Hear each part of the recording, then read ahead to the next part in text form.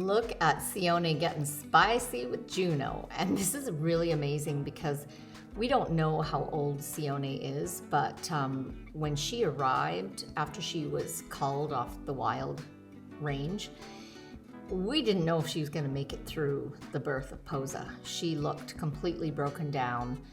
At that point, you would have guessed her to be like maybe 20 years old.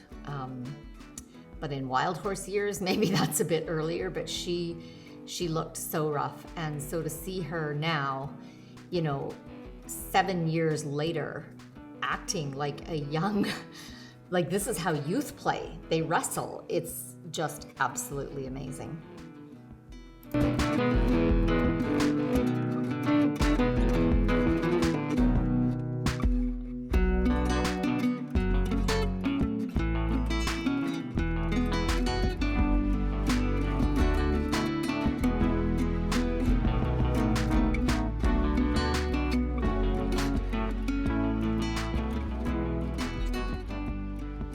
Time to go back to belly scratching, Mama.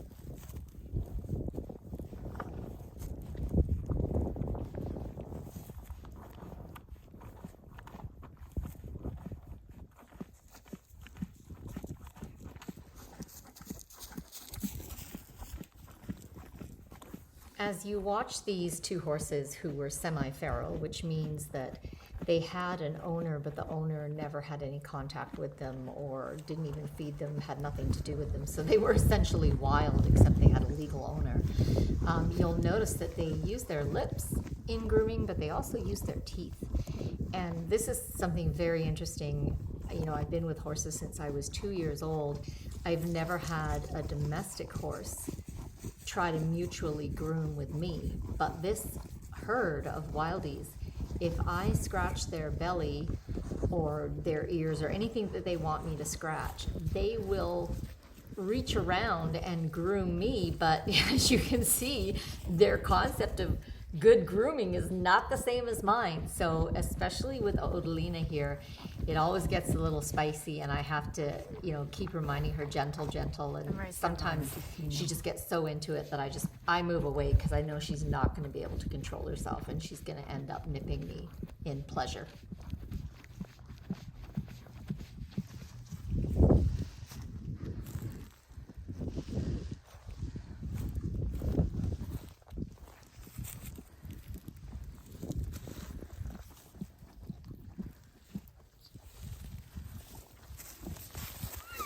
Oh.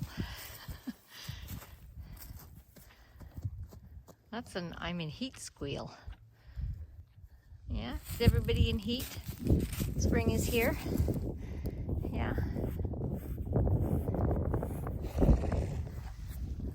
You handsome? You want some scratches? He's like, yes, I do. Scratch me right here. Yeah, okay, I see, I see. So I'm gonna just swing my butt in place just in case you weren't sure. Okay, so the herd is down here. What the heck? What is Zosie doing all the way up there by herself?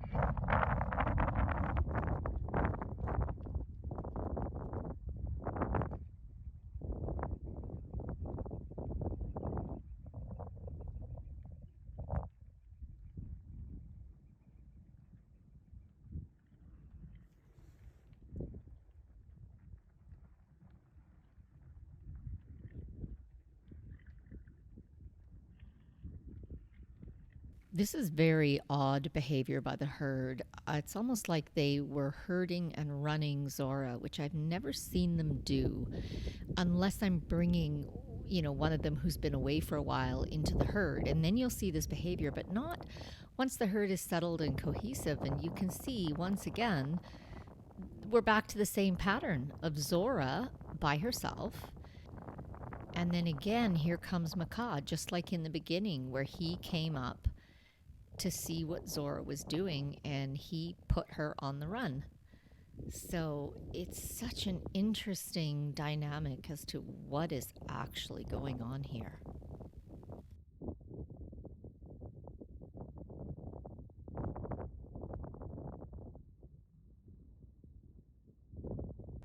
Zora off on her own. The rest of the herd down from her. And Zora's still not eating again.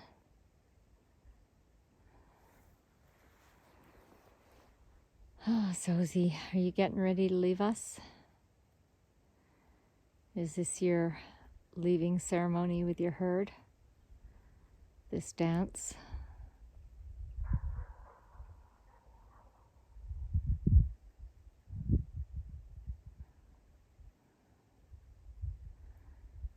Of course, you are free to go, to transition to other planes of being at any time. You have my utmost gratitude and my blessing, and you fly on wings of love from your entire herd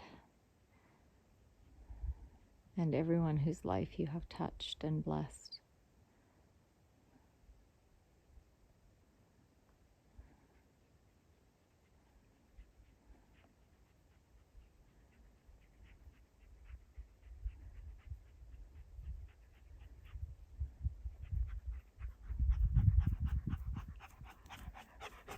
Hi, sweetheart. You're supposed to be resting that leg. Yeah, again, Zora standing north of the herd, facing them, but on her own, not moving, not eating.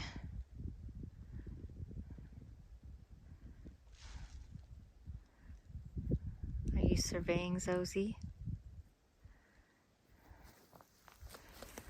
Are you contemplating?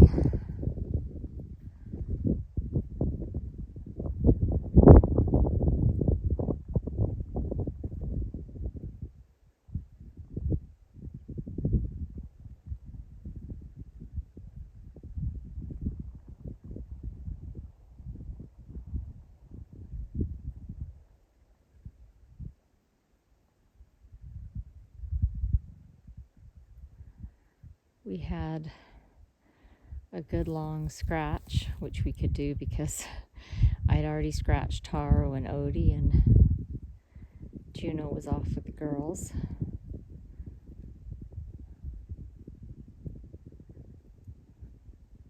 But I found it interesting that Makamape was the first one to come up there, and then the running started. And when I saw him leave the herd and come up to where I was standing before with Zoe, I said, "Are you coming to help her cross the dimensions?"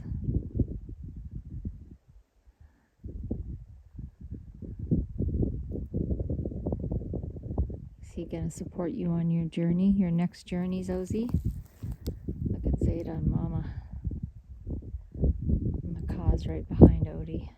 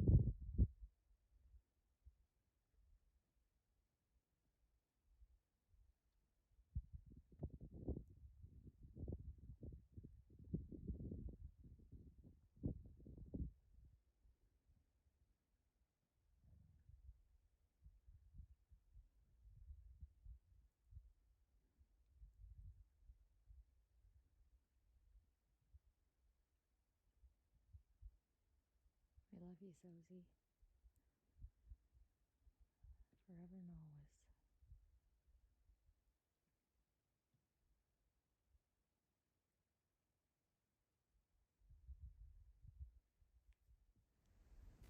You may have noticed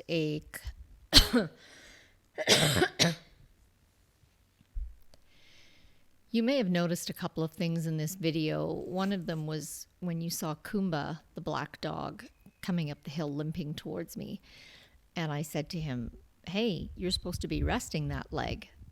But I did not have him restrained. I did not have him locked up anywhere, because this is what freedom of choice looks like. We say that our animals are fully sentient beings and that they are sovereign souls and they own their body, not me. But then, do we actually put that into action? Do we actually give the animal sovereign control over their health, their mobility, whether they're ready to die and transition or not? So, I go against a lot of what I see humans around me doing, in that I actually believe I am the guardian or caretaker of all these animals because we live in a domesticated world. But I am not their owner. I am not their boss. I never take away their own authority to make choices about their health, their body, their fitness, or their life. So with Zoe, you might be wondering the same thing. Well, if you're worried about her and you think she might be dying, choosing to transition to the next dimension, why aren't you calling a vet? Why aren't you putting her in a pen and giving her supplements and hay and all the rest of it? Zora's 19 years old. She doesn't need to leave planet Earth yet. She could live another 10 years if she chose. But if she is choosing to leave, and she chooses to leave at liberty, out on the land with her herd, rather than locked in a pen by herself with me pushing supplements and medications on her, that is her choice. So, of course, I am open and I'm asking Zora, do you want to come in? There's the sheep arena. She could go in with the sheep. And I could give her all kinds of supplements and help and special foods, anything she wanted, anything she asked for. But the point is that she gets to choose. And all of these animals are very capable of asking me for what they need. And they do. So just a little perspective and a few things to think about, that when we give animals, or we say we give animals freedom of choice, and we say that we treat them as fully sentient beings, what does that actually mean and how far does that go? And that's not placing judgment on anyone. I'm just sharing my perspective and the way that I view things, because for me, freedom is more important than safety. For myself, for my children, for my animals, for nature, everything. I would rather be free than safe. And so that drives all my decision making. Yeah, did he disturb your sleep? Yeah, he did, didn't he? You were sleeping flat out, and I bet you he came and sniffed at you or something. Mm-hmm. I don't think that the highest purpose is simply to be alive. I think the highest purpose is to live a fulfilling, authentic life, whatever that looks like for everybody. And for an animal, that might mean they want to be here for X number of years, and then they've done what they came here to do and they're ready to leave. And same thing for a human. Maybe some of us don't want to live to 90 years old, spending those last 10 years in intense suffering and lack of mobility and all kinds of hardship. Maybe we'd rather live 80 really good, vibrant years and then say, okay, I'm done with the earth plane. I'm ready to transition. I'm ready to go to a different dimension. It's all good. What I'm an advocate of is the freedom to choose.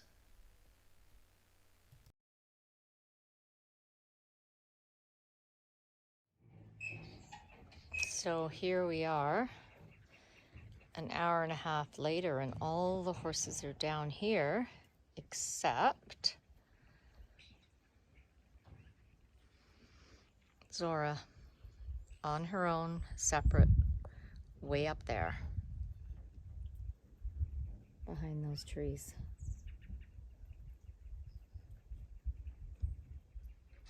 So I think she is, Spidey says she is preparing to leave this planet, this dimension.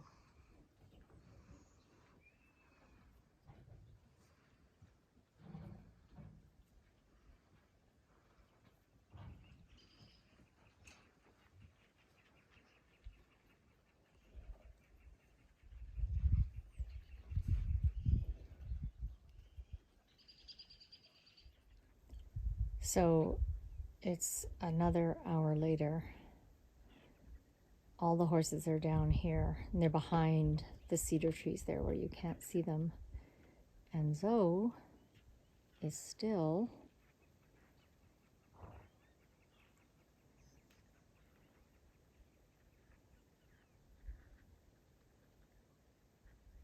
all the way up there. She has not moved from this spot. She has not eaten anything. Oh, I hope I'm wrong, but I really feel from her that she's getting ready to leave. And of course, it's not the end, it's just a transition. I will still be able to talk with her and share love with her. She will just be in a different form. Yeah, that's right, Zosie. That's right, honey. Our bond will never be broken.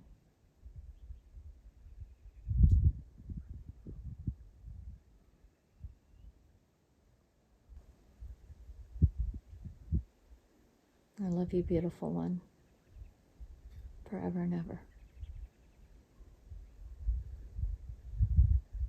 So here we are, it's almost 8 o'clock. Zora has not moved from that spot.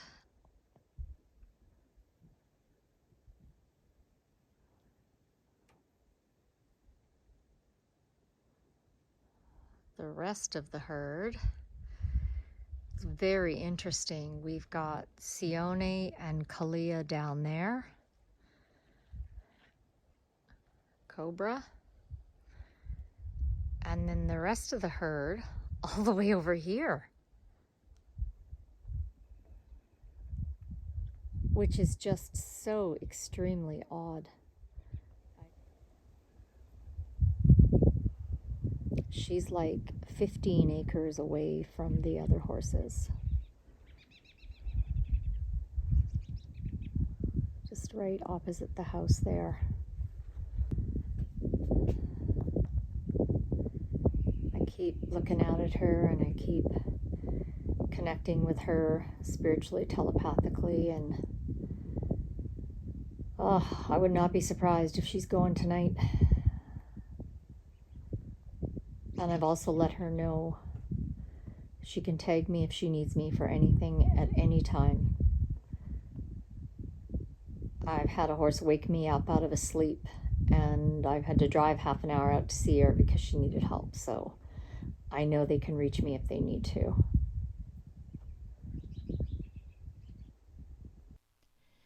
The next day, Zora is back in the exact same place she was at the beginning of this video, facing the same direction.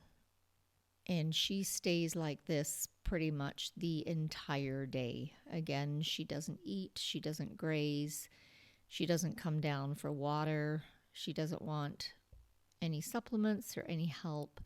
She is deeply immersed in whatever process she's involved with. And if that process is her leaving her physical body and transitioning, I am fully supportive of that.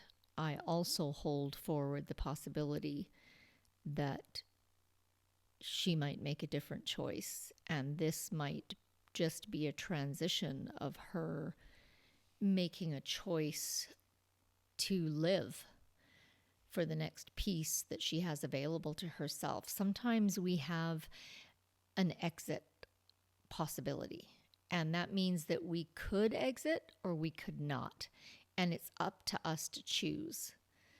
And she might be at one of those exit possibilities and going through the process of deciding whether she wishes to leave and transition or whether she wishes to stay.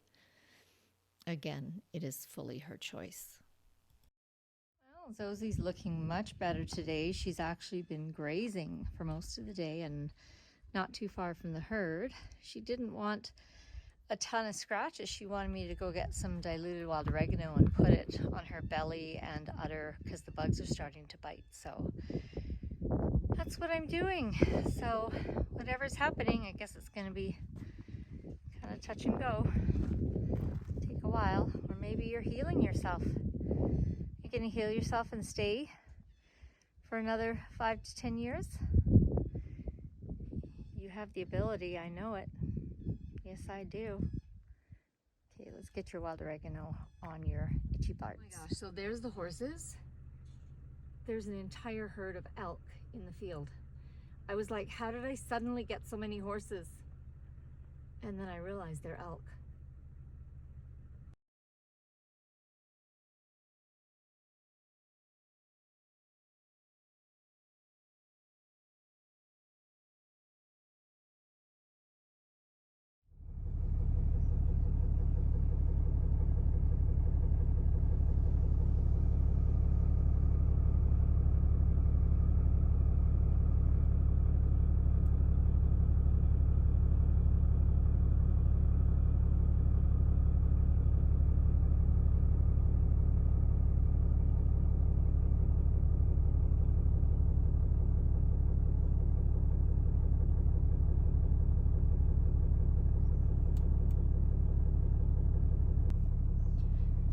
Zora's still by herself, quite far away from the rest of the herd. The good news is she's eating. And 2 days after that, Zora is back grazing closer and closer with the herd.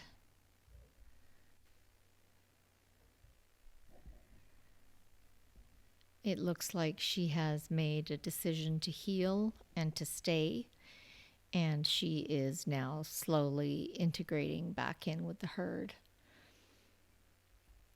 This takes her a few days.